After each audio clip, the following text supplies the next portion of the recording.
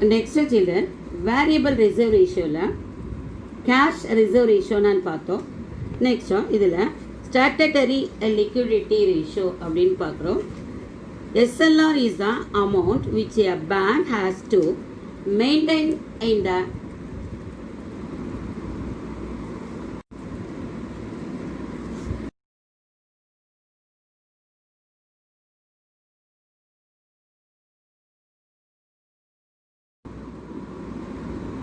இதை தான் நம்ம எஸ்எல்ஆர் அப்படின்னு சொல்கிறோம். சட்டப்பூர்வமான பர்சன்டேஜ் அளவில் பேங்க்குங்க தன்னகத்து இருக்கக்கூடிய எப்பொழுதும் வைத்திருக்கக்கூடிய கேஷ், கோல்டு, செக்யூரிட்டிஸ், ஒப்புதல் பெற்ற பத்திரங்கள் இதை தான் நம்ம அசட்ஸ் அப்படின்னு எடுத்துக்கிறோம். இங்கே டோட்டல் டிமாண்ட் அண்ட் டைம் லயபிலிட்டிஸை வச்சு தான் ஒரு குறிப்பிட்ட பர்சன்டேஜ் அளவு இருக்கும். The quantum is specified as some percentage of the total demand and time liabilities of the bank. This is the variable cash reserve ratio.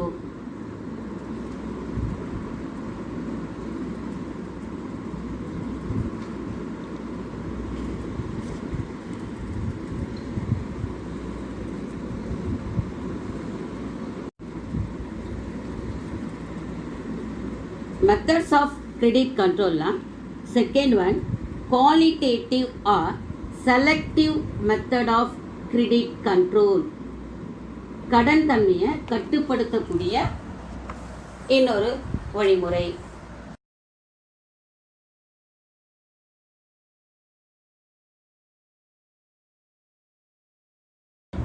Of credit into particular uses or channels in the economy. கடன் தன்மை கட்டுப்பாட்டு முறையை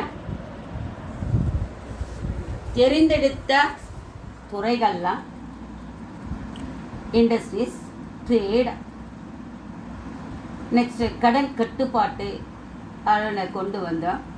இந்த திட்டங்களை நாம் செயல்படுத்துகிறோம். Selective method of credit control.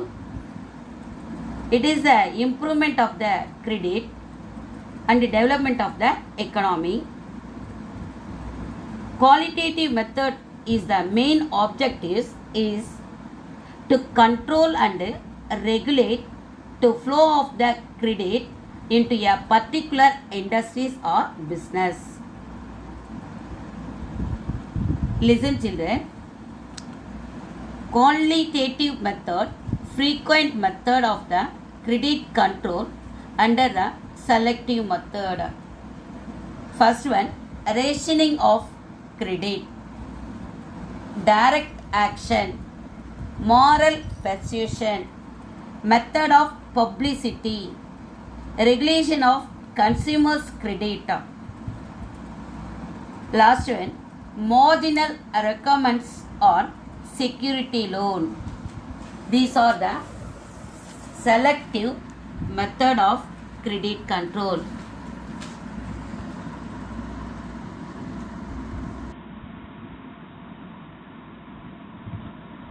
First one, rationing of credit. கடன் பங்கீடு அப்படின்னா என்ன அப்படின்னா, rationing of credit is an instrument of credit control. This method is first used by Bank of England by the end of 18th century.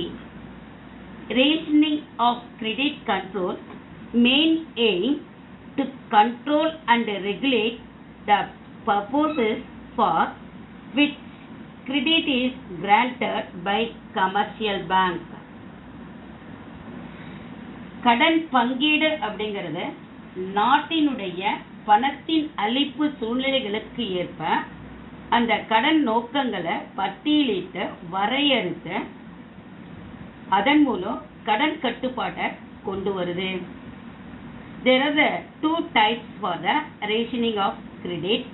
First one, variable portfolio ceiling.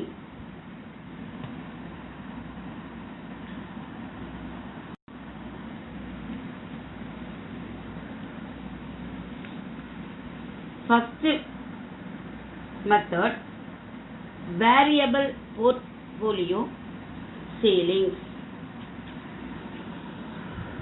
It's to be a system by which the central bank fixes ceiling or maximum amount of loan and advances for every commercial bank.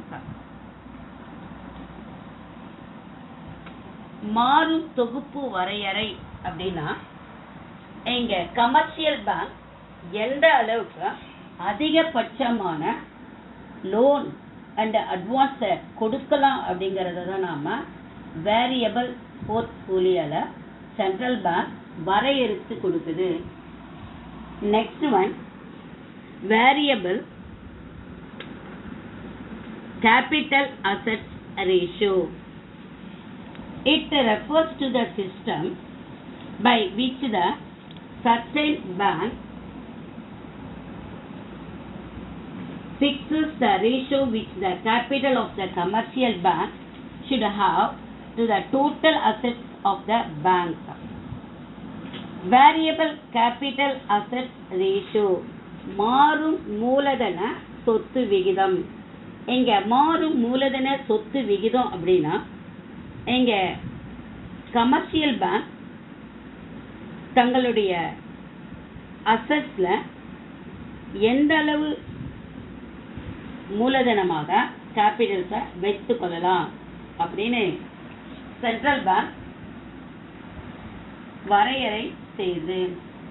இதை தான் நம்ம rationing of credit அப்படின்னு சொல்றோம். Second one, selective method of credit la direct action. Direct action against the erring banks can take the following forms. First one, commercial bank வழங்கக்கூடிய கடனின் அளவை கட்டுப்படுத்துது. எங்க capital and reserves இது எல்லாத்தையும் சேர்த்து மொத்த கடன் அளவை கொண்டு கமர்ஷியல் பேங்க் வேண்டப்படக்கூடிய நிதி ஒதுக்கீட சென்ட்ரல் பேங்க் மறுப்பது. Second one, the central bank May refuse to sanction further financial accommodation to bank whose existing borrowing are found to be in excess of its capital and reserves. எங்க capital and ரிசர்வ்ஸை commercial bank நிதி ஒதுக்கீடை கொண்டு வருது. அடுத்து தள்ளுபடிக்காக commercial bank வழங்கக்கூடிய கடன் அளவை கட்டுப்படுத்துது. Third one, the central bank may start charging penal rate of interest on money borrowed by a bank beyond the prescribed limit. இங்க அனுமதிக்கப்படக்கூடிய அளவை தாண்டி சென்ட்ரல் பேங்க் கடன் பெறக்கூடிய கமர்ஷியல் பேங்குக்கு இயல்பான வட்டியோடு அபராத வட்டி வீதத்தையும் விதிப்பது. These are the direct actions.